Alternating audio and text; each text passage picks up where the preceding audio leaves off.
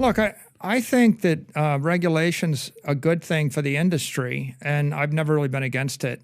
If you're holding Bitcoin, or if you want to act as a responsible, sound institution, you don't have a problem with regulation. The people who've been fighting regulation are those that actually want to sell the unregistered securities or manipulate them. So my position was always the industry should be regulated. The roller coaster ride that is Bitcoin is because of unregistered securities trading on unregulated exchanges. That's why Bitcoin is so volatile. And so to the extent that your life is miserable in the Bitcoin world, it's because of unregulated exchanges manipulating unregistered securities. So yeah, I mean, I think that if we look forward, you know, what's important. I mean, people sometimes they can, what is it? They think that regulation's a bad thing. I mean, it's should you be able to cheat people? like if you went on a vacation in the Bahamas and someone put a gun to your head, stole all your money, and beat you half to death, and then you came back, you know, in a stretcher to the United States, would you then say, I really appreciate the unregulated environment in the Bahamas? I mean, certainly not taking a helicopter there. Everybody, so everybody, with regard to the money, they expect things to be fair and equitable, right? And the real problem in the industry is it's too hard, or it's too easy for unethical actors to victimize honest people. And so we need to fix that, whatever you call that. Now, if we look at the future of the industry, I'm gonna take a very pro-crypto point of view for a second, which is, here are the good things about crypto. Digital commodities like Bitcoin, that's a good thing. Digital currencies like Circle or Tether, a dollar that can move at the speed of light to 8 billion people on a mobile phone, that would be a good thing. Digital securities, maybe you want to create, you know, a Solana and Ethereum. I don't have a problem with smart contracts and all the rest. It's just that if there's a company or a set of developers behind them, they ought to disclose who's making the decisions, who owns the stuff, and what is my risk. Can they simply seize all of my money tomorrow if they want or not? So digital securities would also be a good thing. And then digital tokens. If you're Katy Perry and you want to issue a Katy Perry token, you don't want to spend $40 million on lawyers and accountants and take 3 years to do it and spend $25 million a year to keep it current.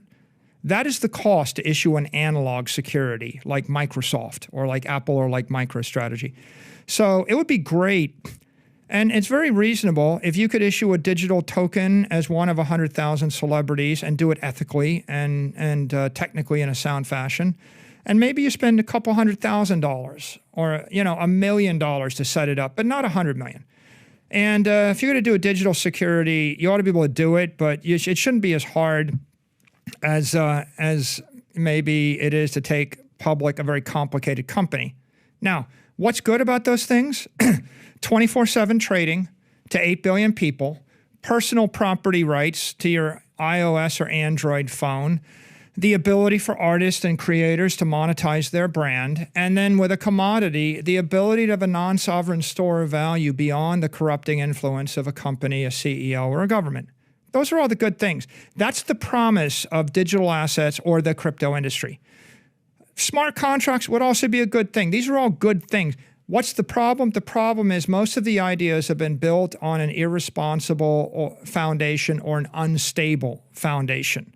That is, economically they collapse and they're not engineered properly, or ethically they're not quite right, or there's no regulatory clarity. So it's the guys at Circle, they're not public. At Tether, they're not public. Well, if you were going to have a bank that held $500 billion of money and you issued $500 billion worth of tokens, wouldn't you think they ought to actually have to make public disclosures? If the CEO dies over the weekend and there's a new CEO, don't you think that you should tell the people with the $500 billion at risk what's going on? Yeah. Well, here's the challenge. We are in a passive-aggressive environment right now, which is no one in the crypto industry has been given a path to register their asset with the SEC, right? There's no obvious way to register a digital commodity. If you thought that your token was a commodity, you can't just file a form and get back an answer. There's no way to register a digital currency. The currency has been caught in a fight between Treasury Department, the FDIC, the SEC, and it's like, how do I actually register one, and what do I got to do in order to be anointed as a ready-to-trade token? There's no way to register a digital security. There is no definition, no taxonomy of a token versus security versus a commodity versus a currency. Most people don't even understand what I just said. Define a digital currency, digital token, digital security, digital commodity. How many lawmakers would give you a one-paragraph definition of the difference ethically, technically, economically? Zero. Okay. Yeah. So if you're an entrepreneur, you're like, well, if I come to the US, what can I do? I can buy and hold Bitcoin. What else can I do legally? Nothing. Okay, I'm a publicly traded company, MicroStrategy. What do? We buy and we hold Bitcoin. Why do we do it? Because that's a regulatory safe harbor and an ethical safe harbor. Everybody agrees that's a commodity. Everything else, there is no obvious path forward. So if we want a progressive environment, people in DC, the regulators and or the lawmakers, they have to say, here's a definition of a digital currency. You want to register it with the SEC or with Treasury. They can't decide who to register it with. CFTC, SEC, Treasury, probably the SEC ought to be the first stop. Everybody sends their token to the SEC, and the SEC says, you're either ethical or unethical. Like, if you're a Ponzi scheme, they should just reject it, right? But if you're ethical, they say, this is the disclosure we need from you. You're a commodity, you're a currency, you're a security. What's the difference between Katy Perry token and Apple stock trading on a digital exchange? Well, clearly, I think you could agree that Apple is a much more complicated company than Katy Perry fan token would be. So presumably, Apple spends $100 million a year to stay in compliance with securities law. Katy Perry shouldn't have to spend $100 million a year to actually issue a token. And so what we're waiting for is for someone to give us a taxonomy and a process. And the deadlock at congressional level was stuck. The way this gets solved is either the SEC just publishes the guideline. They could do it, right? If you're the chair of the SEC, you could just put out a 20-page memo and say, this is the way it's going to be, and everybody would just fall in line within the next 12 months, almost certainly. Or Congress has got to put out a law, and the law's got to say, these are the classes of digital assets, and this is the regulator that gets to register you. And then, what is a digital exchange?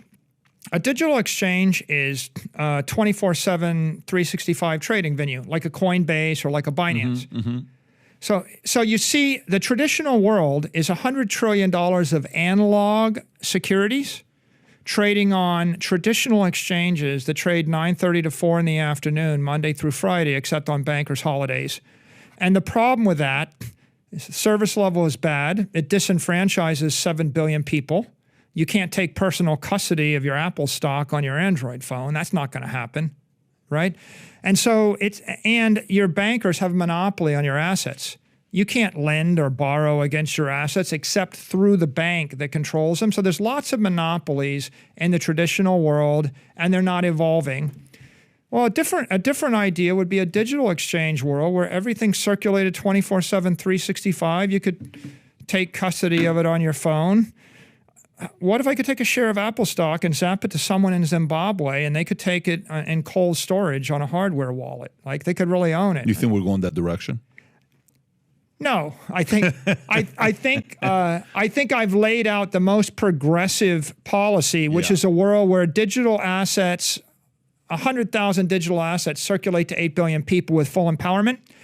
I don't think we'll get there. I think the best we can get to is a few digital exchanges that are regulated, that trade a few dozen assets, a dozen stable coins, a dozen crypto assets that are either securities or commodities that have passed through regulatory jurisprudence or regulatory review.